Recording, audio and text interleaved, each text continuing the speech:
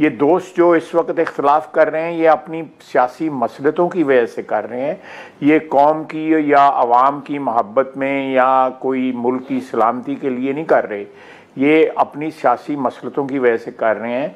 क्योंकि आप देखें, मैं एक आपकी खिदमत में एक अर्ज़ करूँगा कि ये तीनों पार्टियों का जो मेन बेस है वो केपी है।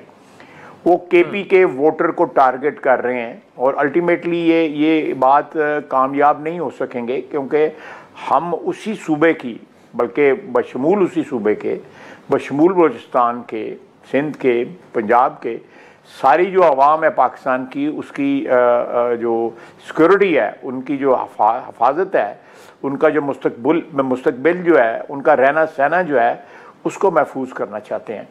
और ये जो फैसले हुए उनमें केपी के वहाँ पे वज़ीर आला मौजूद थे, उन्होंने कहीं भी इख्तलाफ नहीं किया कि कोई ऐसी बात नज़र आती कि उनका जो ओपिनियन है वो मनफी में होता, नफ़ी में होता।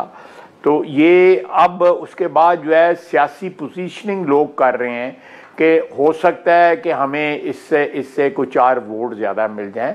मैं समझता हूँ कि सियासतदानों को इन चीज़ों से जो है वो ऊपर होना चाहिए, उनको ज़्यादा जो आला और अरफा जो मकासद हैं उनको परसू करना चाहिए। और लेट मी कंप्लीट, मैं 10 सेकंड लूँगा। ये मामला जो है ये काबीना में जाएगा और उसके बाद हम नेशनल असेंबली में भी लेके आएंगे। इन तमाम पार्टियों की जिनकी भी वहाँ पर रिप्रेजेंटेशन मौजूद है वो बिल्कुल इस पर खुल के इज़हार ख्याल करें, हम भी इसको डिफेंड करेंगे और बिल्कुल पूरे ज़ोर के साथ इसको डिफेंड करेंगे, क्योंकि ये कोई सियासी मामला नहीं है, ये मुल्क की सिक्योरिटी का मामला है।